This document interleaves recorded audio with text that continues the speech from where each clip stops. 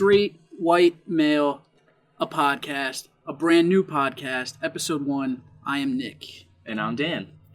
And pretty much our goal for this episode and all further episodes is going to be to have a regular kind of debate, nothing too formal, two white dudes duking it out, a war of ideas, and hopefully we can get to some sort of middle ground that for some reason seems to be missed way, way too often in just about everything. Yeah, I think we'll be able to teach each other a lot of things. I think we agree on certain things and disagree on other things, and that's good. But even if we do agree on things, I think something that's really important is kind of looking at the other side of the argument. Right. And also break down the fact that there is only two sides. Like you said, there's a huge middle ground, and then we got to dispel that. There's a lot of people on both sides very further than we are, probably. Way further. So it's a spectrum. Nick and I only sit on two little points on it somewhere. Dude, the point is to just get rid of common partisan hackery that is just like nonstop on Twitter and Facebook, which eventually we'll get to. But what's our first segment? Opinions. Explain opinions for us, please. All right, so we have collected a few things that have happened over the past week. Right. That is something that people usually have a single knee-jerk reaction to. Headlines. Yeah, exactly. Something Headline reaction. Where you'd be like, I like that, I don't like that, here's what I think. It's kind of something you can say, for example, in 140 characters. Right. So this is like quick-fire events that happen throughout the week. It is February 6th, 2017, so these events span back about, 8 or 9 days or so at most. And so let's get into it. Opinions.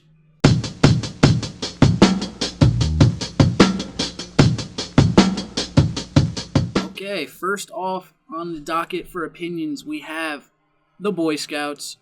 January 30th, they announced they are accepting transgender boys.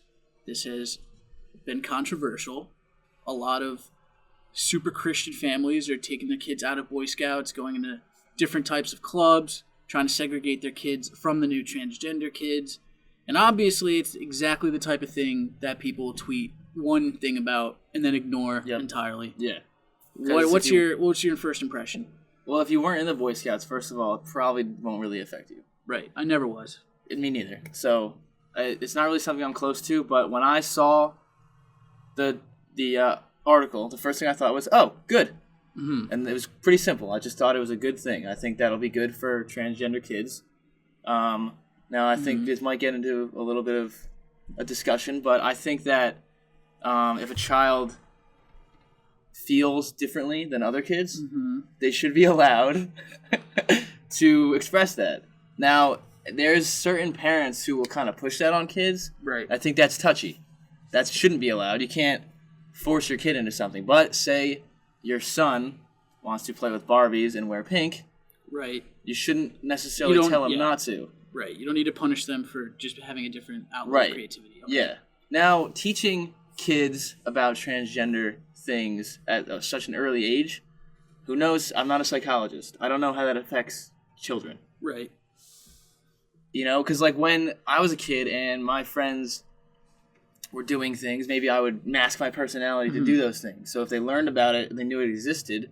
Not that you shouldn't keep things from kids, but their mind is they're still, Dude, every kid is different. My extended family, I'm pretty sure, thought I was gay until I was like 14. Oh, my dad thought I was gay until I was 12. Yeah. It's just, you never, I mean, look at us now. No one would even just crushing it. But, no, my first impression, nothing wrong. Okay, absolutely nothing wrong.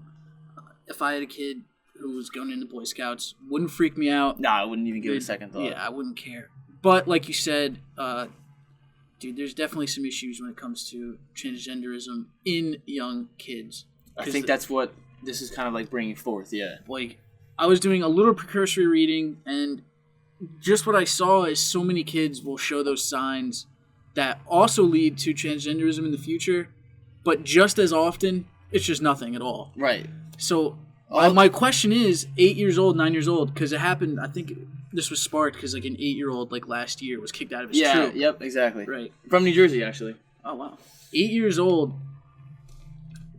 aren't the odds just as equal that boy will eventually be like, oh, wait, that's not actually me. But now she was in the Boy Scouts for like 3 years. It's just like, right. I don't really care. That's what I'm saying. Like, is it an issue? Yeah. But I still think there's lots of stuff that needs to be addressed when it actually comes to transgenderism. I mean, little kids. It should just be the Scouts at this point.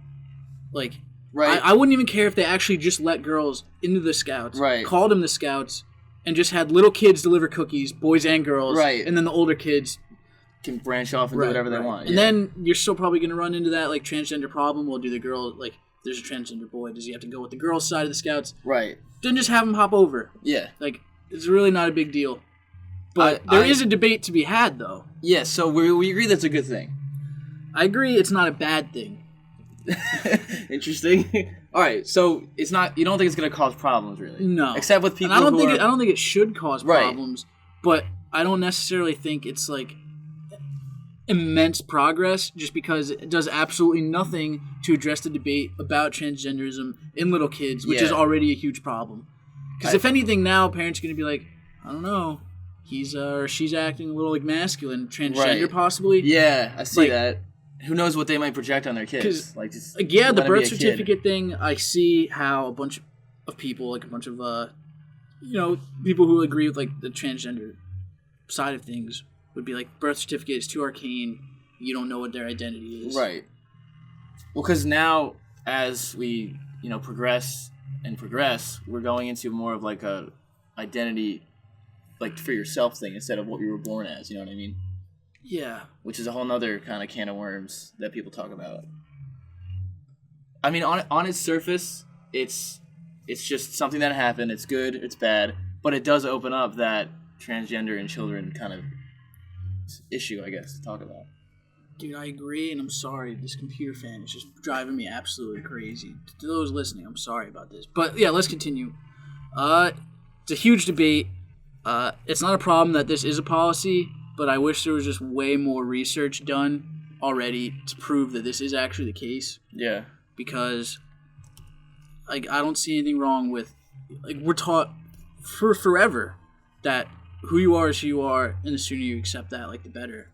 And the actual, like, mental health issues that come with being transgender as a kid and an adult are so extreme that I'd rather parents not try to push that. Yeah, no, I agree. I think they should not push it at all. They should just allow their children to be who they are. You know what I mean?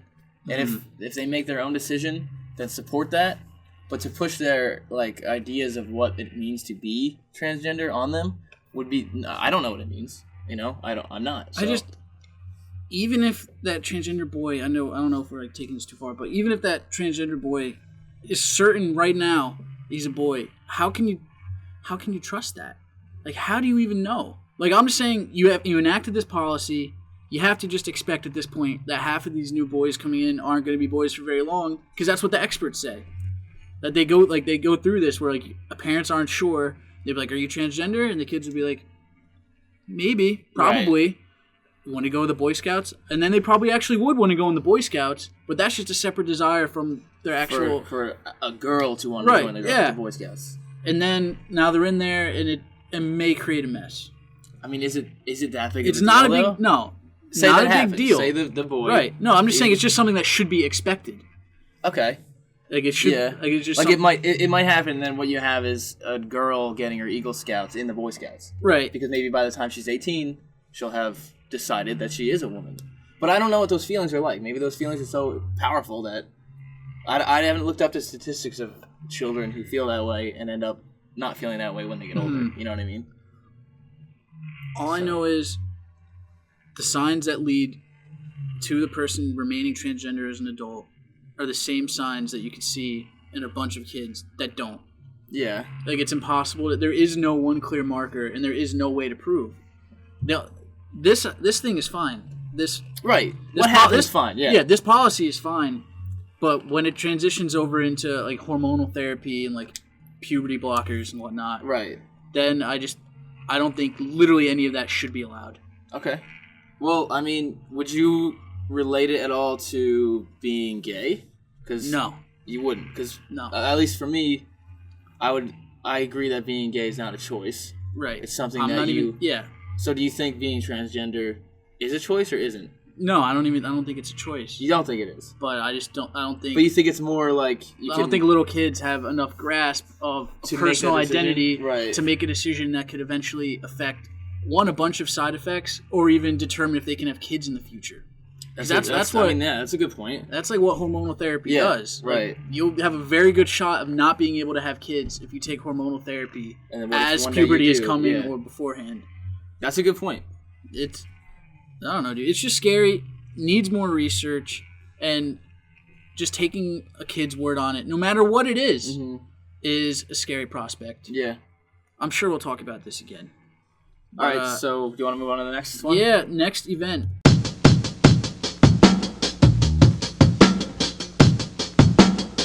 Alright, so I was reading an article, and so Donald Trump, our new president, we're going to be talking about him quite a bit. Of course we are. His name had to be brought up eventually, so here it is. He was quoted as saying that he will totally destroy what is called the Johnson Amendment. Yes. So just a little background information, because I was not familiar with the Johnson Amendment was. It was put in effect by Lyndon B. Johnson, hence the name. And it basically... Great guy. Yeah, I heard he did a lot of inappropriate things in the White House, but... Dude, took so much heat, man. Continue. So, it basically bars any nonprofit organization from taking a political stance, which could include campaigning for a specific politician, such as, like, expressing that they want their congregation to vote for a certain politician, or handing out materials for that politician, or against any politician, by the way. And, of course, donating to any campaigns. That's pretty huge, as the biggest nonprofits in America are churches. Right. So, right now, churches are not allowed to do any of that. Specific members of churches can, as long as they make it clear that they're not speaking for the church themselves. Right. Which is fine. They can even donate if they want, in their own name. Yes. They're an individual. Actually, yes. Now, there is actually a little caveat. Caveat? Yeah, caveat? It doesn't matter. You got me. Yeah. Where they can sort of influence their congregation. Not influence isn't the right word, but if they can preach their own political beliefs and sort of guide, cause certain legislation, they can sort of take a stance on. Right. But it's pretty touchy. Like, they could essentially say Jesus would vote for this, and then Or, I mean, of course, most Christians, right? Let's just name the biggest, religion out there, would be against abortion. So, of course, it would be assumed that they would not want to vote for a bill about or for abortion. So, I take it the fear is that these huge organizations would essentially turn into super PACs, except now people who are donating to the church, who can now donate to politicians, get a write-off on their donation because it's tax exempt. And then now you have taxpayers paying for churches' donations to political campaigns. Yeah. Which makes no sense. Absolute opposite of separation of church and state. And no, we 100% agree on this. Yeah. Also, there's a certain interesting thing where a funnel system could sort of arise where people could donate to the church tax exempt or tax free, and the church would then, like you said, with the PACs, donate to the campaign tax free. Honestly, dude, I don't care. Even if, let me put it this way: church can do whatever it wants. But if it can do whatever it wants, especially politically, it has to pay taxes. That's the crux of the argument. That's the only reason they're not tax exempt. The amendment states that they can only have their tax exempt status if they engage in these rules, basically. Hardcore devout followers, they'll still take the influence of whoever is leading them. Yeah. These priests or whatever religion it happens to be. They can still advocate for whatever policies they want. I don't really understand why they need this huge power shift. So we agree on that. We agree, right. And we shall move on. Sounds good.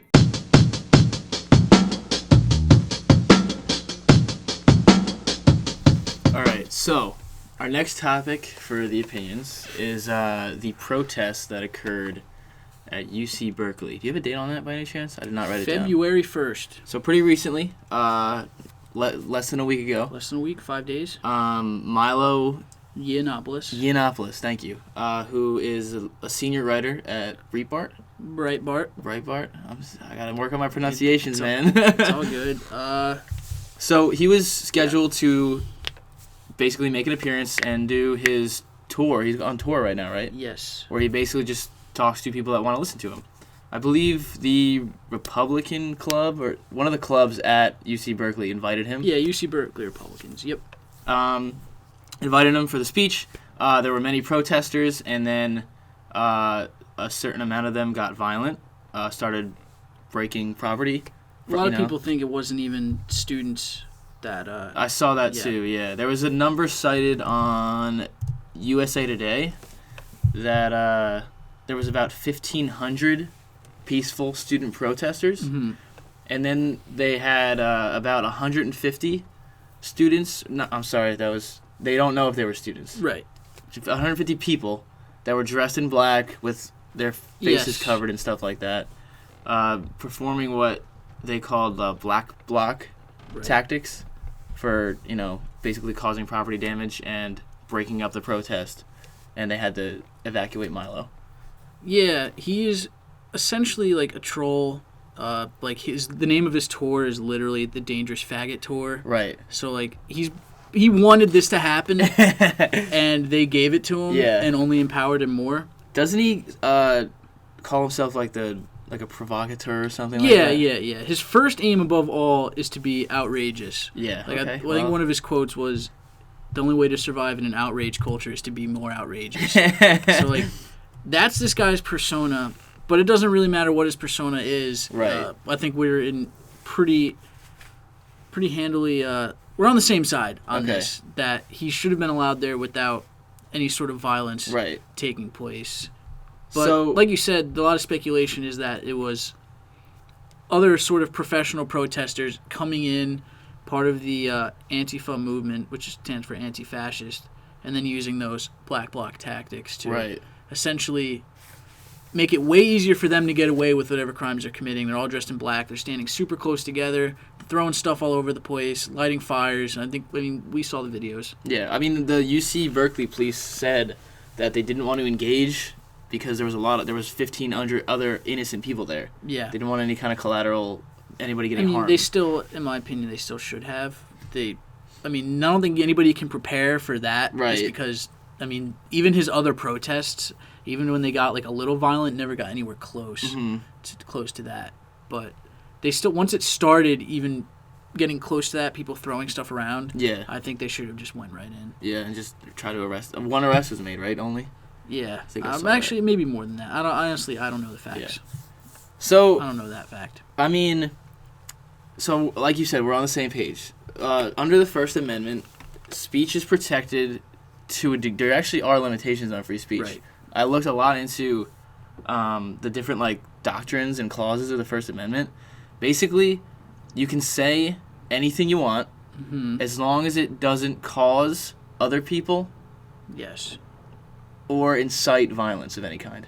Actually, if you say something and it for some reason empowers another person to do something illegal, you can't get in trouble unless you specifically incite them to do that. So if I say, Nick, go shoot that cop, and you do it, I can be held accountable for that. Yes. But if I say, cops suck, and then you shoot a cop, that's not my fault. No, not even close. Right. So there's a lot of very detailed things in the First Amendment that actually do limit our free speech, but only to a degree, and when it causes others harm. And there's so hate speech is what a lot of people accuse Milo of partaking in, is totally legal. Right. So pretty much what we're going to see happen more and more, and is already happening, is that this hate speech is already a form of violence in itself. That this hate speech is taking us back in time, it's ending our forward progress, and by allowing a bunch of people to listen to it and possibly have their minds changed because of it, will actually incite them to violence. So by equating hate speech as a form of violence itself, they're justifying using actual violence to shut it down. But it still doesn't matter. Right. Because if they actually did their research, they'd realize, one, he's not inciting any type of violence. And it doesn't matter what the language is. You can't just equate it with violence so you can do whatever you want. Right. Because somebody who disagrees with your side just as much as you disagree with that one other side could say the same thing about you and then use violence to shut you down. Which is why free speech is always the number one thing to protect. Right. Because the second you start trying to pinpoint what speech you can protect and you can't, you're opening yourself up to be shut down in the future. Yeah, I saw that a lot in the research. There's a lot of court cases where it was delegated on for a while because they had to go through the ins and outs of what could be limited and what could not be. I mean, it's pretty interesting. Yeah, on a private school, it's even more like that person could actually say whatever they want because it's like a private institution. They don't have to like. Well, a private institution, I actually looked into that too. A private institution can block whoever they want. Right. Exactly. They're not funded by taxes or anything like that. They're not federally funded. So they can invite anyone, they can bar anyone they want. But in a public school, if the students bring a person that they want to come onto campus, they have a certain obligation to provide a space for them. Yes. And that is what I think like was already lacking. Like whenever this is just like a broad pattern, I don't really have like exact data to back it up, but whenever they invite a speaker like Milo or somebody else like Ben Shapiro or somebody on the right, essentially, they're invited and, to all legality and official business, they're invited and the school is like, quote unquote taking care of them. But like in reality, they're sort of just like doing it like because they have to. It seems that even like the mayor of Berkeley tweeted out that Milo was a white supremacist. Oh yeah, I don't like him. Right, but that's not just like you don't like him. You're now telling kids that this guy's a white supremacist. Oh, and there he is at Berkeley. Like he's the mayor. Right. You're just inflaming this. Yeah. First off, he's not. You can hate him all you want. If you actually look into what he says, he's not. Don't fight identity politics with identity politics. White pride, white nationalism, white supremacy isn't the way to go. The way to go is reminding them and yourselves that you should be aspiring to values and to ideas. You should be focusing on what unites people, not what drives them apart. And you shouldn't give a shit about skin color. You shouldn't give a shit about sexuality. You shouldn't give a shit about gender. And you should be deeply suspicious of the people who do. Thank you very much. But even if he was, there shouldn't have been violent protests. Right. But obviously, you have the mayor of your town saying this guy's a white supremacist, and you're a really angry college student who thinks that this guy's hate speech is going to incite violence against minorities. Right. You're going to go there and start throwing stuff. Yeah. I mean, he's a dick. I mean, if you read any of the articles he publishes, yes, he is the worst. He is pushing the limits of people's tolerance of that type of outrageous behavior, but they still should be tolerant, though. I mean, he has every right to be a dick. I don't have to read what he writes, and you don't have to listen to what he says. Mm-hmm. But he has the right to say it to people who want to listen to it. The point is, let's take it to the extreme. Even if he was like a full-on, full-fledged actual Nazi, like wearing the uniform, had the patch, literally thinks other people should be dying now, he should still be allowed to speak without there being violence. And no one would take him seriously anyway. Well, yeah, if he actually started talking, he would just be shouted off people the stage. People would be terrible. It wouldn't matter. Yeah. They would hate it. They would absolutely hate it. Like, we know what Nazism is. And he's not that. Even if he was. Protesting, right. Yes. You could it's as legal 5,000 people there protesting. It's as legal to protest as it is for his right to free speech. But it doesn't matter how bad the message is. If you start violence to shut it down before it's even delivered, you're, like I said, opening yourself up to somebody to do the same thing to you in the future, because everybody thinks they're justified. Nobody is doing violence just for fun. Yeah. Obviously, these sides. There was a petition online to name this Antifa group an actual terrorist group. Okay. Because it's not like the students at Berkeley or anything. Yeah. But the actual the ones who are doing the violence. Like the professional protesters who go around doing this. Because when you're using violence to push an agenda, no matter what the agenda is, it's terrorism. That's exactly what. So they want to name this textbook. group. That's like the textbook definition. Group, yeah. They can call themselves anti-fascists all they want. It's just kind of strange that the anti-fascists are using violence to shut down free speech. Yeah. Well, but at the same time, the Constitution, Bill, it shapes everything that we do and know. You know what I mean? It's what we always go back to. So we're not going to amend the First Amendment so that people can't say what they want. Then what? We're a censored society? Yeah. That can't happen. As much as I hate the fact that somebody can go out and say we should kill everyone that's not white. Right. Like, I would, if I was on the street, would I hit him? I don't know, man. I don't know. But do I think I should hit him? Absolutely not. Because that's illegal, and I would get arrested. Right. So we're kind of talking about like the Spencer. Richard Spencer. Rich, that's what it is. Richard Spencer. Yeah. The dude is he's an absolute scumbag. Yeah. But it still doesn't make it right to hit him when he hasn't done anything already violent. And he hasn't. Because he hasn't broken the law. Right. It's just, I don't know why it's so hard for a lot of people to like grasp this notion that it really doesn't matter what the message is. It's not up to any particular person or group to determine what speech is allowed and isn't, because they think that's the right thing to do, because it will happen again at some point in the future, the second they lose the majority of the people who think that way. I mean, if you start to do that, soon we won't be able to say anything except, hey, how are you? Because somebody will be offended, and then it'll be taken off of what we can say, and then what? It doesn't end. Anyway, so his name is Richard Spencer? Yeah. I mean, the guy who got punched. He was quoted as saying, he called for, not called for, because that's kind of inciting, but he said he wants a peaceful ethnic cleansing. Yeah, dude, if you go on that, if you really want to have like your heart race a little bit, then just hop on his Twitter account. I haven't seen it, but I'm sure. It's absolutely crazy. Yeah. He honestly is kind of empowering the hardcore left that we're like trying to fight against just because of how ridiculous his claims are. He was talking about the Super Bowl, obviously. Patriots won, and he was like, Patriots win is a win for white America. Like, all this. What? Like, he does not stop. That's insane. So anything and everything can be related to his agenda. Yes. He's a race baiter in the worst way, except for white people. It's actually kind of crazy. Should he be punched on the street, though? No. I don't understand how there are so many articles and so many people that, like, it doesn't matter even if he deserved it for like his beliefs. Using physical violence against somebody for their beliefs is like the definition of fascism. It doesn't matter what the beliefs are. Right. You can have a strong belief against their belief and then prove them wrong. Everybody knows this guy is idiotic. He does not have that many followers. He really does not. Right. And thank God, because I wouldn't want to. But you're only going to ral them up the second you start hitting him in public for doing absolutely nothing. Yeah. Well, what do you think about? I mean, this is going more back to the UC Berkeley, but what do you think about how, like, we've referenced how many peaceful protesters there were and how they were students. Yeah. We've referenced the professional protesters, how there wasn't as many, and we don't know if they were students. I don't think they are, but I don't have any facts. Their faces were covered.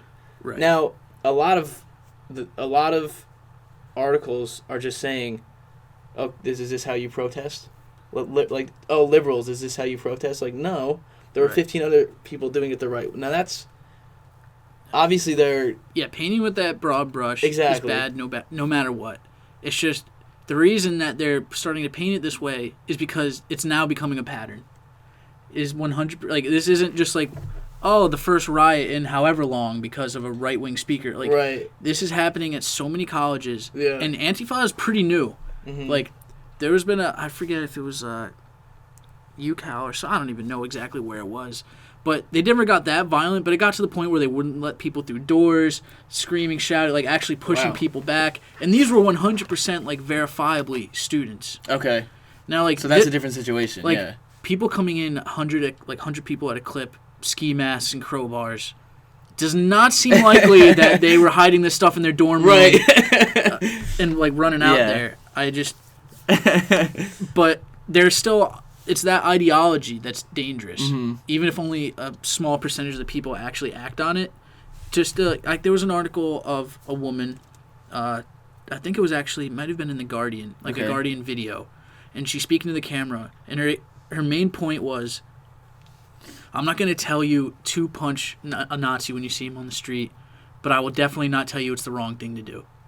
Some positions simply cannot be entertained, let alone argued against. There is this fallacy on the left around reasoned debate. Don't assault and boycott racists and misogynists. Debate with them. Don't go low, go high. Be better. But why? Why should we be better? Just for the sake of being better, or because being better produces results? This philosophical Achilles heel is paralyzing liberal democracy. Would I encourage people to go around punching Nazis? No. But I will also not condemn them for doing so. And this was The Guardian. That's like, I'm not advocating for violence, but go ahead. Right. That's literally the message. And it's only going to make things worse. I almost went the other way with my own personal, like, could he make me so mad that I might hit him?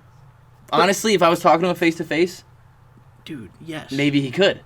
And that's what he wants, though. First of all, that's what he wants. Second of all, maybe he could. But third of all, after I did it, I would know. You would know you're in the wrong. Yeah, that was the wrong thing to do. It's illegal. It'd feel good, but you would still understand that you did the unethical thing. Yeah, absolutely. Protesting, fine. Rioting, not. Violence, not. And all this being said, Trump's tweet about taking away their federal funding seems idiotic no matter what. Yeah, I mean... They didn't expect it to get that crazy. They could have done more, but that doesn't mean they're unwilling to protect free speech. So hopefully there'll just be some more conversation around that actual campus. I mean, protests might occur slightly differently going further. You know what I mean? Mm-hmm. They might have to up security or something like that. Yeah. All right. Well, let's wrap this up with our final topic. All right. Sounds good.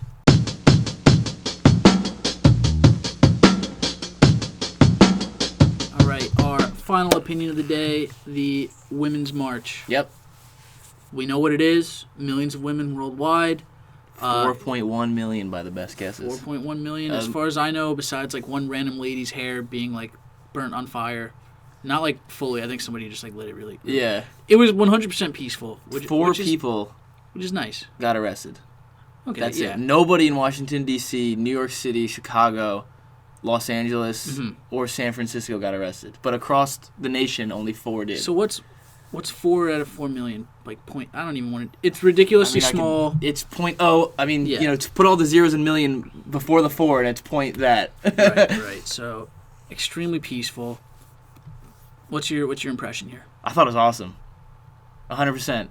Now, a lot of people were saying, like, okay, so you marched the first day after the inauguration. Like, he didn't even do anything yet. He didn't have a chance to prove himself or make a stance or say what he thinks.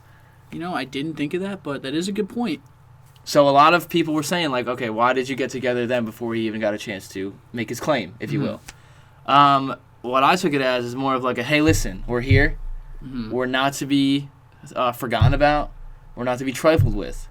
Right. There's a problem in this nation that needs to be addressed, and we want to make it clear that you need to address it. All right. See, this is where I'm going to stop and ask you, what problem?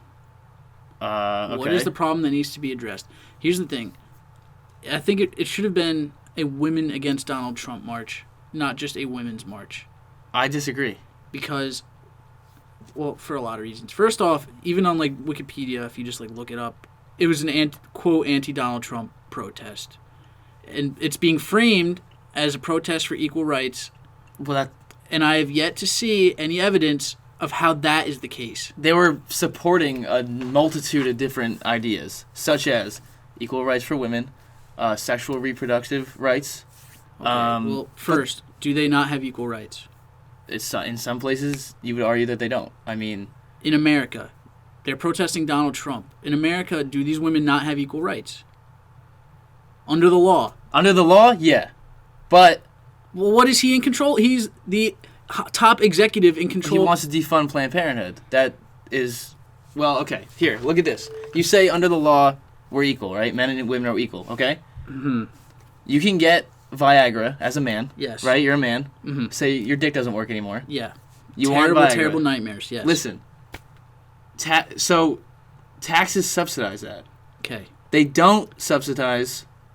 Well, under Planned Parenthood, you can get birth control from them under a taxpayer-funded, Planned Parenthood. You have Medicaid, you go to Planned Parenthood, you get birth control. Right. If they defund that, these people with Medicaid don't have subsidized birth control anymore. Okay. So why are we allowed to? First off, I think you had me on one side because with the Viagra, that like makes sense because tampons and whatnot, stuff that is beyond women's control is still being taxed while like Rogaine for men like isn't taxed. Okay. That's a fair point, and I 100% agree. If the stupid Rogaine isn't taxed, why the heck are tampons being taxed? Right. Okay. That makes no sense. Yeah. So under any level. Would However, you say there's inequality there? I mean, it's a very specific example, but yes, that is the tiny minutia that needs to be cross the T, dot the I on equality with that. Okay. That 100% needs to be fixed. And anything like that you show me, I will agree needs to be fixed. Yeah, anything reasonable. And there's definitely other examples, but obviously I'm a man. Right. You're a man. Mm-hmm. We don't have the same problems. No. We don't experience the same things. Just from research, that's one example that I found. But both men and women pay for birth control. Nobody's trying to get free condoms from the government. I mean, Planned Parenthood gives out condoms. And they shouldn't. That's my point. Well, it's more of like an awareness thing. Why not? It should be equal both sides, obviously. Right. And I would feel weird under no matter what, knowing that my taxes were going to like condoms. Why? Or birth control. Why? It doesn't matter what the actual thing is. It's what can you allow the government to force you to pay for. And when it comes to Planned Parenthood especially, and this is pro-choice, pro-life, 100% being put aside. Yeah. Whatever we believe. Oh, yeah. All of this being put aside, it's still split 50-50 among women, whether they're pro-life or pro-choice. Oh, sure, yeah. That doesn't make... How then is it a women's right? If half of all women think it should be illegal in the first place. Abortion illegal? Yes. Okay, yes. Well, federal funding doesn't go towards abortion now. It never has. Okay.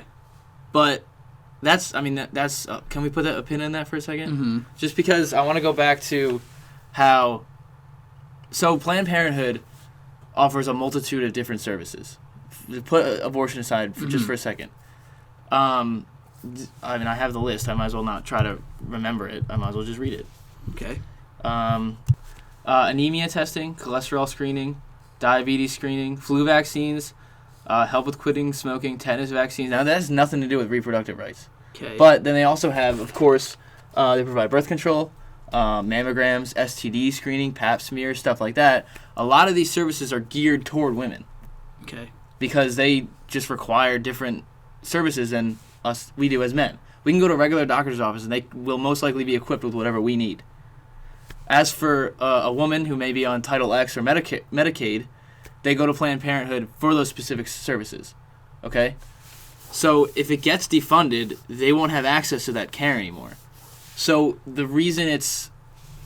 Okay, see, I don't have a problem with any of that stuff. Yeah, but that's a big reason they don't want... I mean, he's kind of said he was going to do it. But my question is, can they get what they absolutely cannot get under their insurance plan at their regular doctor's office?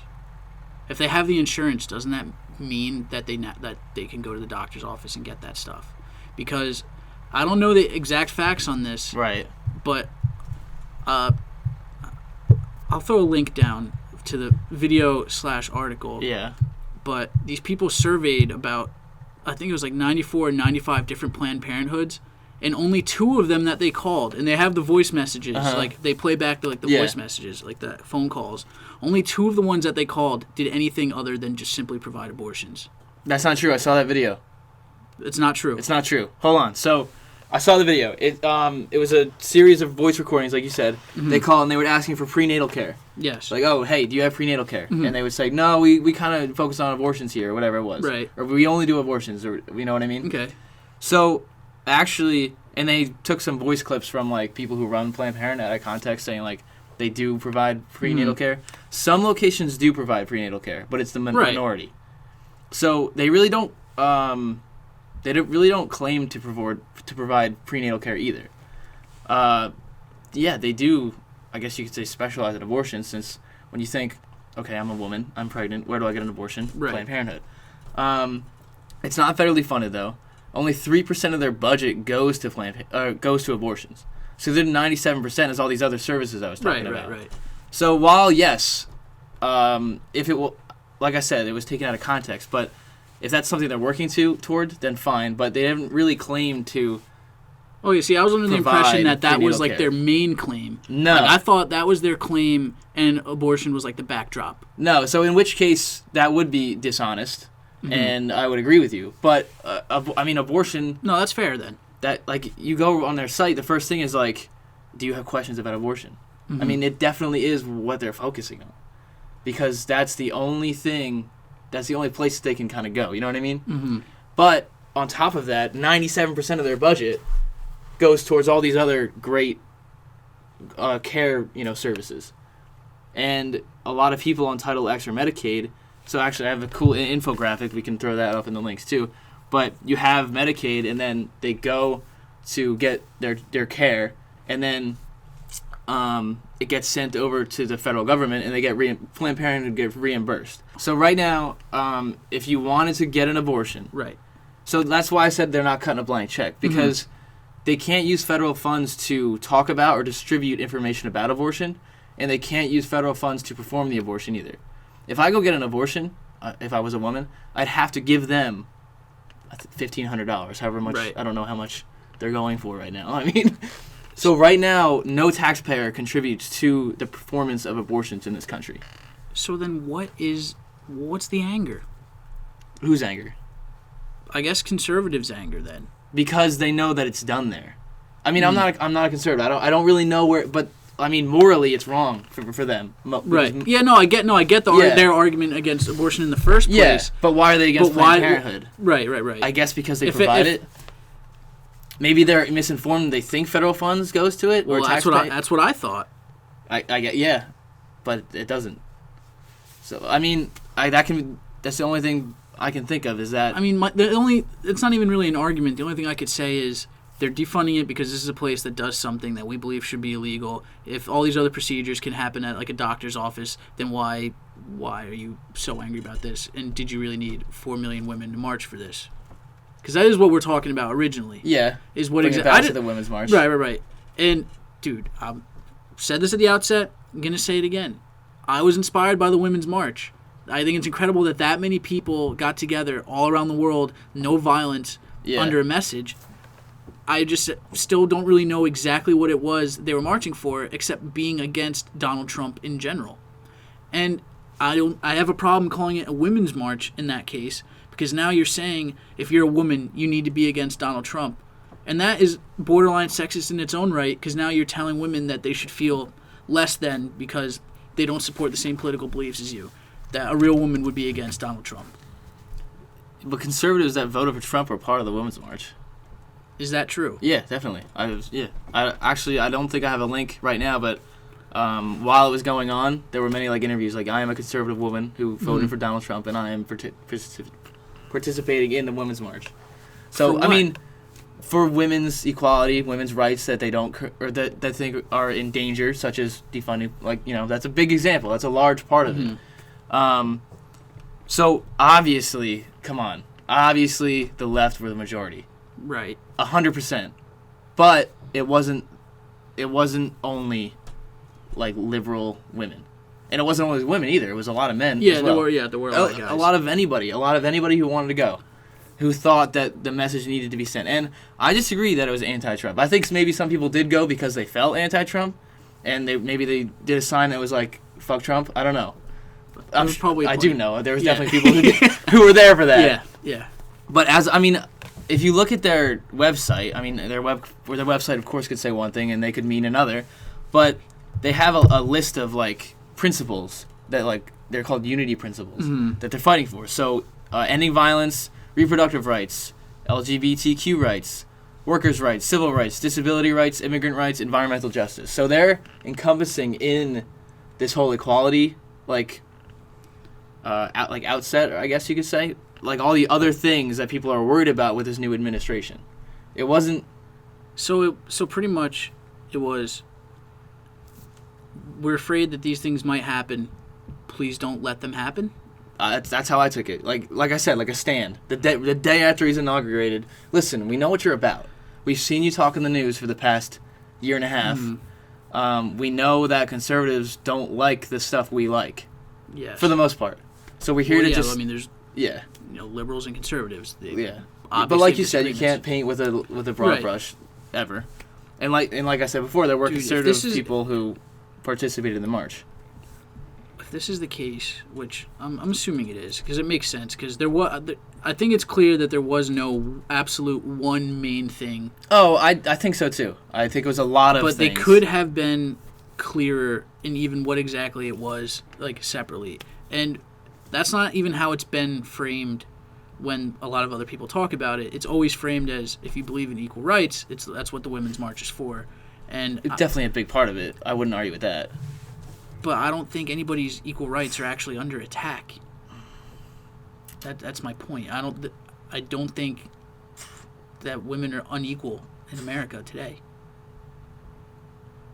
I do. Shall we move on to the main debate? What a way to end it. All right, sure. Yeah. All right, we will put a pin in this. Okay, and yeah. As we've said before, we'll probably end up talking about it again. Yeah, don't stop recording yet. As we've said before, it's a straight white male podcast, but we're going to talk about everything, and my mind is 100% open. Same here. You've already explained a bunch of stuff to me already, and we're exploring these ideas because we have different bends in the way our intuitions go. So we'll put a pin in that, and maybe we'll even have like a woman on the show, hopefully. So that would be nice. All right, so let's get into the main thing. This is the big debate. What are we talking about? All right, and we'll cut. We're talking about the travel ban. Okay, so the executive order against those 7 countries. Correct. And you have a lot of information. I have a lot of information. I think in general we agree, but on the little stuff, we're definitely going to get into an argument here. So, the debate.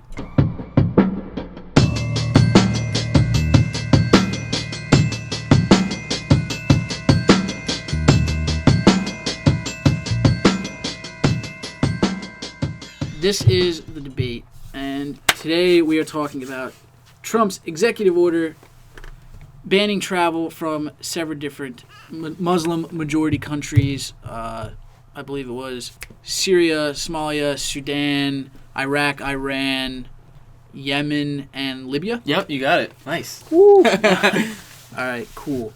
When did this happen exactly? This happened almost immediately after he. It was one of the first executive orders. No. Right. All right. So what do you think on this? Well, to start off that, what do you think overall? And actually, I'll start on this because I actually think I can win this argument, the smaller argument in the bigger argument. The battle. Is it a Muslim ban? No. All right, good. So we already agree on that. We'll move past this. Why isn't it, though? Let's go over this, though. Well, I will mention one thing, though. Mm-hmm. I'm saying no because, of course, there are like 57 countries who are majority Muslim. They're not on the list. Right. But does the executive order prioritize other religions? It doesn't say Christians, right? But they may as well have fleeing those countries or trying to get into this country through immigration. Does it prioritize those other religions? Yes. So it can be argued that it is kind of feels like it's banning Muslim. You know what I mean? I could see that, but you need to. Honestly, you just need to look at what the definition of like refugee even is. Okay. A refugee, somebody fleeing their own country because of war, persecution, or natural disaster. Okay. Rule out natural disaster. Sure. These countries obviously have war. Yep. 100%. But there's only one faction of people that are suffering both from war and systematic persecution. And that's people, especially in Islamic ruled countries, that aren't part of that majority religion. The rules for not being a Muslim in a Muslim majority country are way more strict than not being Christian in a Christian majority country. Right. Like, especially the hardcore ones where, like, Sharia law is enabled. So these people, well, not only are they fleeing war, but under their own government, they could be punished and sent to jail just because they're not of the religion. Right. So, and yes, a lot of those are going to be Christians.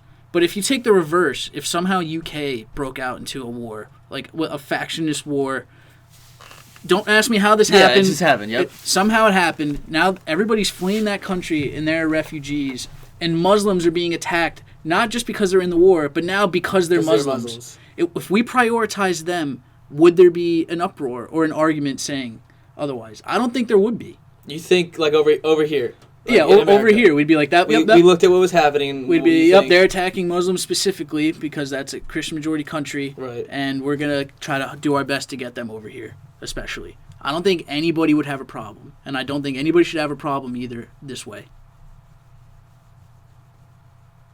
I think you might be right. I don't know. But I sense the tension. So listen, I think that hypothetical example, they're just slaughtering Muslims, right? In the wake of war. Mm-hmm. So yeah, already you want already we kind of fall on the same side on this where like I think we're both for refugees. Yeah, absolutely. Like these people are fleeing, but regardless of areas, right? Buildings crumbling, their houses, gone. Sometimes they're just literally out there. Like now, even if, despite this war, if the majority faction comes along and finds out, oh, you're not Christian, right? Oh, you're not Muslim, you're done. Right. Then yeah. I think Americans would say we should probably get the Muslims in here first. I mean, dude, in the end, like we're talking about different groups, but like people are people, and there's obviously more to worry about for those people who are in the religious minority over there. Yeah. I mean, everybody's worried. That's not taking away, but now it's two types of obstacles being thrown at these people. I think it's the way it's framed though too, while it's being criticized. Because like you said, in our hypothetical, Muslim people are being driven out because of both war and their religion. Okay, and here in America, we try to be relatively inclusive, at least on the left. And these are the Muslim people that are getting driven out.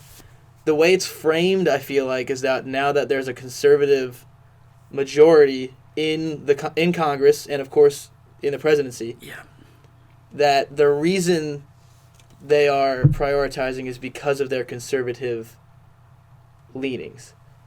They never said the words Christian, though, when they said they're going to prioritize other religions. In fact, in the executive order, they never even actually named like the 7 countries. They were just referring back to countries that Obama had chosen for like a visa waiver thing that he wanted to like tighten up. They were kind of just like looking at these countries, Right, because there is internal inconsistency. I think we both agree on that as well. They invoke 9/11 in the actual document, but where's Saudi Arabia on the list? Yeah, I mean that wasn't even really at the top of my head because everyone's citing that. It's true, it sucks. I mean, it's pretty blatant what's happening there. There's reasons that they weren't put on the list when maybe they should have been, But like you said, they were identified in a previous administration to be, I guess, heightened for, in some way. Yeah, just because right now, the political atmosphere and what's actually, the craziness and chaos over there just makes it an easier hotbed for, radicalism to actually spark up. I keep thinking about your I think that was really good. It made me put it closer to home almost, because I've lived in my house my whole life. Yeah. And went to school, and I never had anything explode near me. Right, yeah. I don't know what it's like. I don't know what it's like to be either a Muslim or a Christian over there. I don't know what it's like. I don't know how persecuted they are for not being Muslim. And I know it depends on what country you're in. Some countries are harsher than others. So I'm almost going to contradict myself, because I think in your hypothetical, I would say, yeah, let's get the Muslims in there in first. In this situation, it's not logical, but in here, I'm still a little angry, I guess. Yeah. That they're prioritizing the other religions, but I see the logic in what you said. And I know that I'm contradicting myself, but I don't know why, but that's just how I feel. It is I know it doesn't make sense. Yeah. I'm not going to pretend to understand that either. But I think you have to, in my eyes, you'd have to follow like just the logic. I agree. I mean, I think the reason, honestly, that this happened is I don't remember the exact numbers, but obviously look this up. But I'm pretty sure it's true that the number of Muslim refugees let in versus Christian refugees is actually like crazy under Obama. That he let in like 10 or 20 times the amount of Muslim refugees as Christian refugees. I think that this was just a way to like be like, dude, they're literally like actually being persecuted Right, for their for religion. their religion. Yeah. Let's try and at least, you know. Because when you use the word prioritize, you're like, they're literally all fleeing for their lives. Yeah. What are you talking about? Yeah, like how could you possibly pick one over the other? No matter what, it's like a weird, like moral or ethical dilemma. Because you're like, everybody's fearing for their lives, but one group of people is fearing for their lives in two different ways. Right. That's true. Yeah, you're right. And under Obama, I think the final like tally, if you will, not to put human lives in a number form, but I think it was about 50-50. At all said and done, the number of Muslim refugees and other religion refugees that were allowed. Right. But like you said, that's more than previously. Even though it ended up being about 50-50. I mean, that sounds fair to me, 50-50. Yeah. But I understand what you're saying. All right. So, I mean, it's obviously open for debate, man. But I don't see that problem, and I definitely don't think that turns it into a Muslim ban, especially since even Christians in those countries that aren't like refugees, they still can't come here for travel or immigration purposes. That's true. So That's true. They still are residents of that country, and they're affected just as much by the rest of the executive order. Exactly. Okay. But as far as the actual executive order, like, as it stands, what are your thoughts? I mean, just put it in one word: negative. I mean, are you surprised? But I think a lot of people are.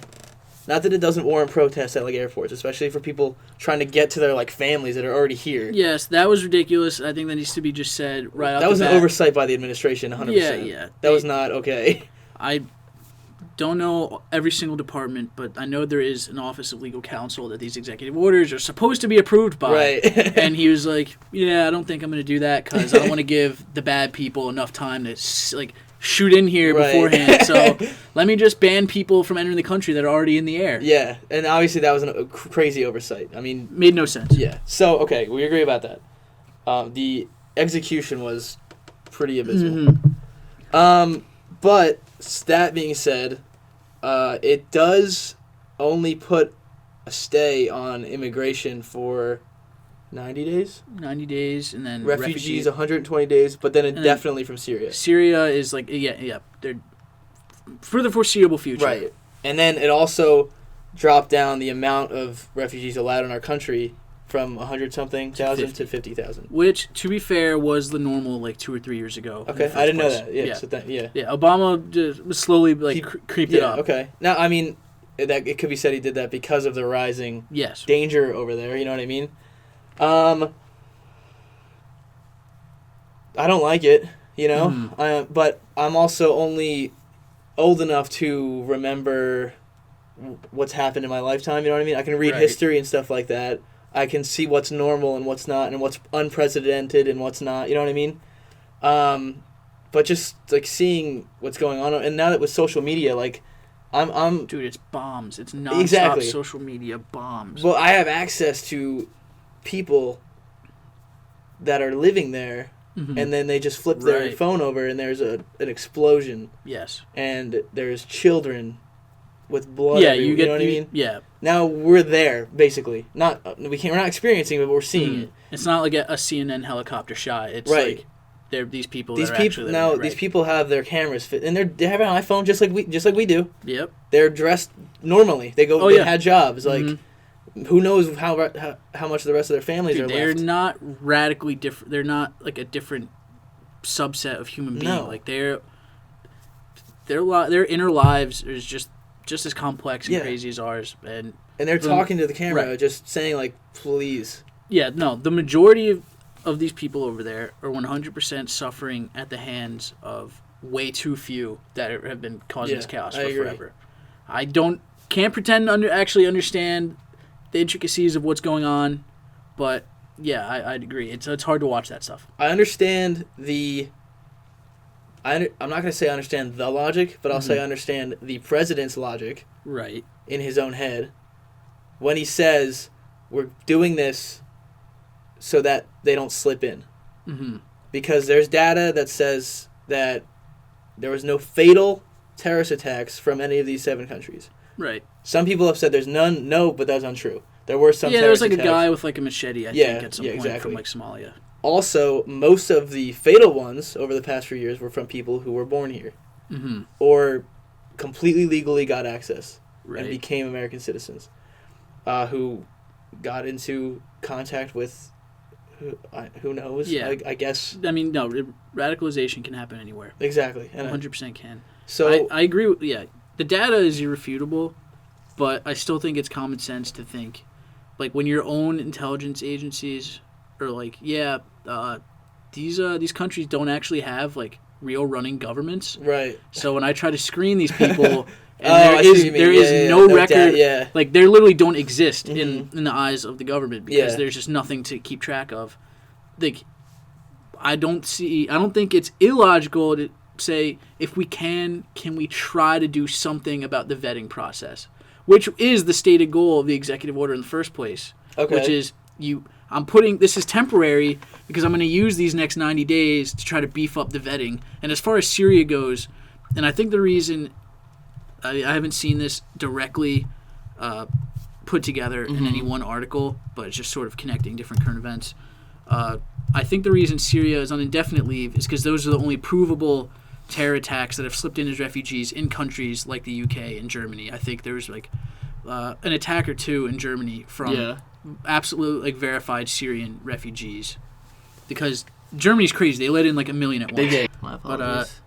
So Germany let in like 1 million at once and had a whole slew of problems. And I think never thought Trump was even that smart of a guy, but I think he has semi-smart people around him, and they're like, look what's happening in Europe. We don't want that to happen here, especially with Syria. Yeah. And the FBI is like, dude, we can't screen these people. And so he put the stay on travel, and especially on refugees. Let me beef up this process and see what I can do in 90 days. Okay, so on its face, he's not just banning everyone from coming in forever. He's putting... See, I'm getting annoyed trying to talk to you because I want you to call me a racist so I can be like, you're crazy. No, you're not a racist. I'm sorry that I'm disappointing you, but... So listen to me, though. Yeah. On its face, he's just pausing people coming in Yes. temporarily. Now, is that tearing some families apart? Yeah, that's kind of an issue. Is it keeping people over there who maybe are being looked for? Who knows? I mean, when you say tearing families apart, what do you mean by that? Well, like, there's families that already live here in America. Mm-hmm. Their dad or mom or whatever went to one of these countries. Now then they weren't allowed to come back. Yeah, but I thought they were changing like that. Like They if are. you, Yeah, if you they had like are. a visa or green card Yeah. or whatever, then At first, it wasn't though. right. So terrible execution. We 100% we agree went on over that. Yeah. Yeah. Now, like I said, on the face, they're putting a pause on it to just assess things, see what's going on. Mm-hmm. And it's not unprecedented to put a ban. Like Obama did it too. Mm-hmm. He had evidence though of 2 people who used the system to come in, and Right. they were planning. I mean, I could argue the same thing except in Germany, but they literally, I don't even think they did screenings at a certain point. They were literally just letting people in. So that sounds good, honestly. Okay, let's just see what's going on. Let's improve the vetting process. But the vetting process is really good already. Mm-hmm. Which might be why no fatal terrorist attacks have come from those countries. I have a list. Should I say it? No, please. So, if you are a refugee from anywhere, Right. there are actually extra steps if you're from Syria. This is what you got to do. You register with the UN, interview with them. You get a refugee status. You actually get registered as a refugee by the UN after the interview. So they have to deem that you're qualified, basically. You get a referral for resettlement in the U.S. Interview with the State Department. You get one background check. This is the first one. So, but let's just assume this background check, there is no background. Because of the government. Right. Okay, all right, yeah. So take that one with a grain of salt. So right. So now they're going off these interviews, feeling it out. Yeah. Go on. So, but like you said, so maybe they didn't find anything in the background check because there isn't anything in their government's data because there's not much of a government. Mm-hmm. Then they get a higher level background check, same grain of salt. Another background check. I mean, like you just said, you made a good point. I'm not gonna dispute that. No, dude. These are a lot of steps. Still, they get a first fingerprint screening with their photo taken, a second fingerprint screening, and then a third fingerprint screening. I'm assuming through different agencies. Yep. The case is reviewed at U.S. Immigration. Some referred for additional review. Extensive in-person interview with Homeland Security officer. I'm sure they have a lot of psychological ways to figure out if someone has bad intentions. Then Homeland Security approval required. Obviously, they get the stamp. Screening for contagious diseases. That's kind of, routine. Yeah, that's just nice. That's just a nice thing to do. Yeah. Cultural orientation classes. You get matched with a resettlement agency, multi-security check, and then obviously they get the last check at the airport when they arrive. And this takes like a really long time, I'm assuming. 1 to 2 years. Right. Also, the Syria-specific steps are the cases reviewed by the immigration headquarters, and some are referred for additional review. So it's pretty stringent already. Not to say that it can't be better, but the fact, again, going back to the data, that no fatal attacks have come from these countries, that's, it says something, I think, and there's other data. I actually have it up right here. This is more representative for what's going on rather than like for our purposes, because this is all the refugees that are registered in Egypt, Iraq, Jordan, Lebanon, Turkey, and some in North Africa. This is kind of like the Middle Eastern, I guess, front of trying to help these refugees. So right now there's 4.8 million registered refugees. Okay. To the UN. For this is actually a Turkish site. Okay. So it's not really, I'm sure they work with the UN, but it's actually like their sort of effort. Like Germany has, their own millions that they let in, like you said before. This is what how many of these countries let in. And they have demographics for how many are male and what ages they have and stuff like that. So it's all here. And a senator or some governmental official in opposition of the ban had cited that half are women and children, and almost a full third are children like under 14 or something like that. And it's true. I mean, the data shows that it's true. So you have to think about that as well when you're letting these people in. I mean, these are children who had their homes destroyed. Right. It's not just men looking to be terrorists. No, here. of course not. Yeah. But do you separate them from parents who very well might be men who might possibly want to do damage? How do you sort that out? Yeah, I mean, because you can't, because then you can make the same argument for there. Why you prioritize? Well, I mean, I feel like prioritizing women and children is kind of like almost in the Bible at this point. But yeah. Like when a ship is going down, who do you get off first? Look, I mean, I don't know what the exact solution is. The only thing I could think of is probably something that would cost a very great deal of money, which is, it's already, like you said, 1.5 years, 2 years long. And when you don't have these background checks, you give the benefit of the doubt, and this is at their discretion, and I'm sure this would come with a lot of heat in its own right, but somebody who doesn't pass with flying colors, who you think isn't a threat, but you also aren't sure, it's essentially like a parole officer now, where like they're under watch. They're not like being followed or anything. Yeah. But they're under some surveillance for a time. But I mean, who's gonna pay for that then? It would 100% be taxpayer dollars. Right. A lot of people would not be okay with that. But what are you better with? Are you better with saving a bunch of lives, but now there's a potential threat for a terrorist attack, or saving a bunch of lives, way less threat, but you're paying a little bit more money? I'd pay a little bit more money. That's my logic. I don't know how much it would cost. True. We're not experts. Right. A lot of people would not be okay with paying the money. You have to bite the bullet somewhere. A lot of people say America first as well. We should help the veterans and the homeless problem and stuff like that. There's an argument to be made that, I mean, nobody has the right to enter our country if we don't want them to. But I don't even think that's an argument that needs to be made right now, because it is temporary. It is for the purpose of trying to get better screening in the first place. And I agree that screening is like rigorous, and like the facts back up, like how you effective said, it is, that it is very effective. But it's still a super politically heightened time, where I don't think 90 days in the grand scheme of things, if they think it could help, I don't see why that's such. I don't think it's a huge deal. I think efforts could be better served elsewhere. I mean, like going back to the data again, like the fatal attacks came from a specific sort of activity, and there has been no talk of stemming that. You know what I mean? So why not? Yeah, no, it's not. I don't think it's the best solution, personally. I would agree with you. I don't think it's the best. I'm like sort of defending the logic of it, right? Because it makes sense, even if it is a little extra. Like it's just not really solving anything, and it's definitely not addressing like the greater problem, Right. which is radicalization itself and Right. how that happens in a religion like Islam, and the reformations that need to happen within that community, Yeah. like on its own. Yeah. Like, but people are saying this is like a gift to like ISIS essentially. Oh, And like a recruiting Yeah. tool almost. yeah, I could see it, but I actually don't think it would have even that big of an effect. Yeah. I mean, I feel like if you're already open enough to that idea to be radicalized, I feel like this wouldn't give it that much of a jump. Maybe it would. I honestly don't know. I don't know.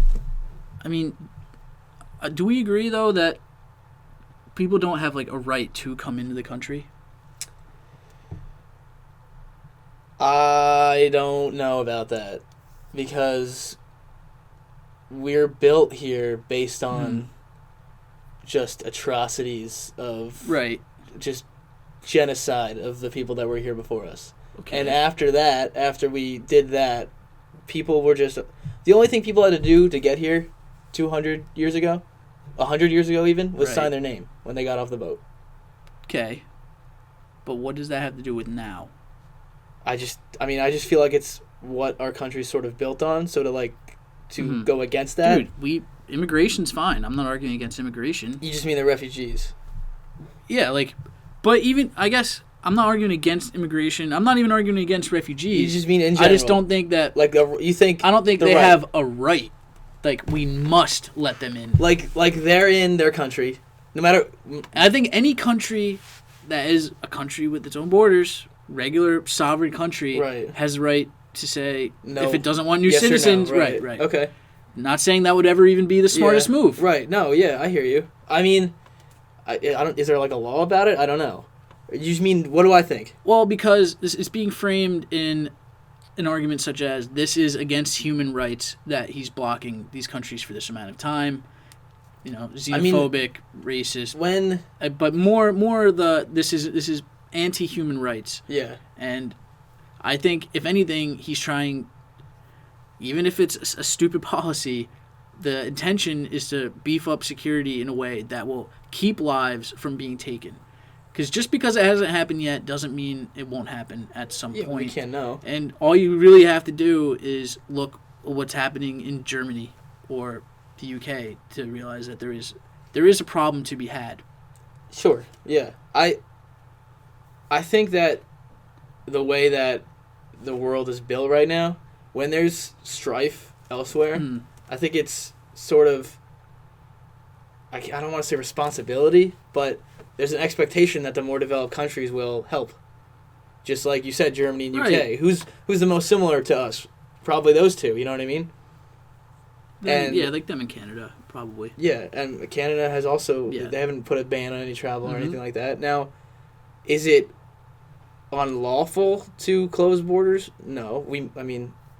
You can decide who comes in, but there's a certain expectation that we should open our borders to people who are fleeing this horrible event. But is it ethical to do so if you believe that there is a genuine threat that to letting them in? that even the smallest amount of extremists could cause a ton of damage? I mean, how many times in like middle school has there been like a teacher who's done some sort of classroom experiment and it goes fine for like 10 years and then two kids take it way too far, $500 worth of classroom equipment destroyed, and now the experiment's gone forever? Obviously, but miss whatever. We Right. didn't do this. Why are you punishing us? It's not worth the threat. Now, I'm not applying that broadly to like all refugees. Yeah. I 100% think let them in, screen them as like best as possible. Literally, like, can we please save some people's lives? Yeah. Like that would be a great thing to do. I mean, it's... But in any other scenario, this type of thinking is like, well, yeah, like they ruined it for the rest of us, and they are, especially like in Germany. I agree with the logic that, of course, we want to protect the people that already live here. Like I live at home. I go to work. I'm going by my regular business. Why should I be threatened or even possibly harmed or killed by something that happens due to somebody here that wasn't here before, say, okay? Well, I shouldn't be afraid of that living here. Yeah. But at the same time, I shouldn't drive a car or go on a plane or, you know what I mean? Like, when does the threat become so large and to make us stop doing what we've always done? It's not about percentage-wise or probability-wise what's most likely to happen.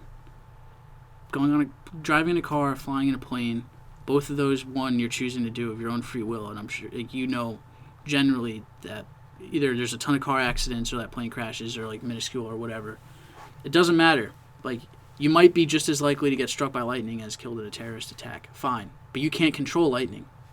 You can at least try your hardest to control like a terrorist attack, which, yes, the odds are super thin, but it's a bunch of people all at once. And I think it's perfectly logical to try as best as possible, even if we disagree with the means of doing it, which we do, right, to try to make it so not only keep that it hasn't happened, but make doubly sure it won't happen, especially since the threats are just getting crazier. I think we could agree on that. Yeah, I mean, yeah, because at its face, you got to protect the American citizens. American citizens doesn't mean white people. No. Or, you know what I mean?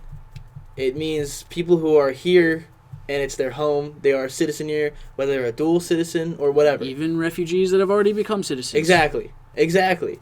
And it's America. It's America. You know, the American. It could be anyone who is American. You want to protect them. So, yeah. It's just... I just feel like something needs to be done. And that goes back to the whole developed nation helping. You know what I mean? I feel like something... You can't just turn a blind eye to it. It's literal chaos. We can help. We should help. How is difficult. Especially when it may be putting people who live here already at risk. Mm. And that's the point, is that like nobody wants to turn a blind eye, but there is arguments to be had for... I'm sure there's some people that just don't want to let anybody in at all. Right. Forever. Yeah. And I'm sure they can make a semi-compelling case for that, even if it like hurts our hearts like to hear it. Yeah. It's just we have to be able to be open to that type of conversation in the first place. So hopefully, in the end, like what we believe the right ideas are will, rise to the top. Yeah, I mean, it still makes me upset that it's an executive. You know what I mean? Like, right. We let a bunch of Irish people in, and they started a mafia and killed a bunch of people. I mean, the argument can be made historically as well, and we didn't stop letting Irish people in. I mean. Yeah, I mean, dude, I don't think... Yeah, the executive orders... It's too much, too quickly, but that's also a precedent that was already set beforehand. Yeah. The amount of power that, the president has was definitely increased over the last 8 years. So, I mean, he's just using whatever's at his disposal to deliver the promises that he made, which a lot of people have hated, but no one can say he isn't doing what he said he would do. Oh, yeah. Which is why my main... That's not really a defense. Yeah, but... no, not a defense, but my main thing is I don't really get the explosion that it seems as if you go on Twitter that the world is ending because of this. And I think I've at least sort of made the case that it makes sense. Yes, the process is already rigorous, but that doesn't mean that you shouldn't try to make it even more so. Yeah. I mean... No, I agree. Like the world's not ending. I agree with you there. But it sucks. No one's saying it doesn't suck. I would even think Trump would be like, "Yeah, this sucks, but I had to do it." Like that would be his response. Like I guess. I don't think but anybody would be happy with that. And I'm talking this and overall. Like if you talk to people like over 50, close to 60, who have lived through more presidents than we have. The only one I can remember is Obama. Bush barely. We were in I remember elementary Clinton, school. Man. Well, I don't have that good of a memory, I guess. So, they have lived through a lot of other presidencies, and they are saying it's different. It's not normal. It's not, you know what I mean? It's different. I mean, don't the facts kind of just prove that, though? Like, yeah. Didn't Jimmy Carter, stop, Iranian stuff way back when? Like, he stopped them from coming here? Yeah, it's not, and like I said before, Obama did put a 6-month ban, which 6 months is longer than any other ban, except for the indefinite one for Syrian refugees. But he had evidence, So it's not unprecedented. It's not. Absolutely. It's not. Other presidents have done it. But it's just so wide sweeping. And it is done so. We already agreed on that. But yeah, execution's bad. I think the point was more or less to like send a message. It's pretty much an international message. Like whatever's happening in your country is really insane. And yes, once this is lifted, we'll be helping you out. But you need to realize that you need to fix this as quickly as possible. Yeah, I mean, I have my own reservations about the president himself anyway. I think... Oh, yeah. I think he... Honestly... Okay. I think that he... Actually, I don't even know what I'm trying to say. No, it's fine. I think... I mean, this wasn't a wholehearted... We both had completely polar opposite sides of the debate. I feel like we put a moderate face on it, which is honestly all I could ask for. Let's end that segment there. We'll end it on a nice tweet rage. Okay. We'll throw up a tweet. And I believe this one is a Donald J. Trump tweet. Yeah, the man himself. To be expected. We'll talk about that and close it out. Okay, sounds good. So, tweet rage.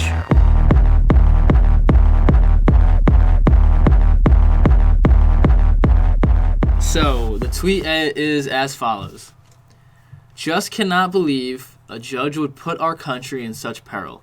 If something happens, blame him and the court system. People pouring in, bad! Exclamation point. Right, so this is referencing when the executive order that we just talked about was signed. Mm-hmm. A lot of things happened, actually. Sally Yates, the acting attorney general, right, she told the Justice Department not to uphold the travel ban. She got fired. I would argue deservedly so. You might disagree. That's not what this is about. We can talk about that later. Yep. And then, so then things went back to normal because she was not there to enforce this, you know. Then a judge in Seattle, he put a stay or something like that on certain parts of it. Yep. I think a lot of visas were revoked. Now, if you had a green card, you're allowed in, no problem. Mm-hmm. But visas are slightly different, so many of them were revoked, and he basically reversed that. And he made it so that they have their visas again, so they can come. So why did this tweet make you want to pull your hair out? Because he's the president of the United States of America. He's pushing blame over to an elected official that was elected 99-0 in the Senate and appointed by Republican George W. Bush. I think it's absolutely fucking ridiculous that he's pushing blame to a judge in the American court system. And also, there's such thing as, I didn't know this before, but judiciary independence. Mm-hmm. That's why we have 3 branches. Checks and balances. Absolutely. Now, his 30, 40 some odd years of experience told him to do this based on the law and his understanding of the Constitution. Yeah, no, he had every right. Yeah, this tweet makes no sense simply because, I mean, to me it seems he's pandering to the good old Donald Trump base that we know gets so hyped around his Twitter.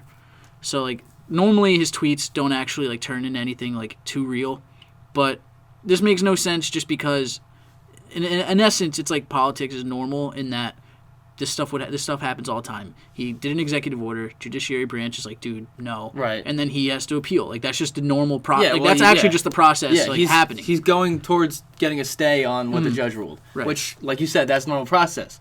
But normal process isn't tweeting about this. Now, what happens if, God forbid, something happens? Is he just not going to take responsibility because of what that's not a presidential thing to do. Pushing it's childish. It's ridiculous. You come to expect it at this point. Yeah, but come on. Are we supposed to just expect when he does this? That's ridiculous. He's the president of the United States. It's bad. It's bad, dude. It's bad. It's very, very bad. It is, as Donald Trump would say, bad. So this is, we talked about this before, how if you ask older generations, this is not normal. And dude, I don't think for us this is normal. Do you see the way this guy writes? Yeah, it's insane. And like you said, he's pandering to maybe people who aren't as good at critical thinking. Mm-hmm. And as soon as something bad, the lowest common denominator, we'll say. Sure. If something bad happens, he's supposed to stand up at the podium and talk about what happened, why it happened, how it can't happen again, and how he is sending thoughts to the families that were affected. Mm-hmm. This is ridiculous.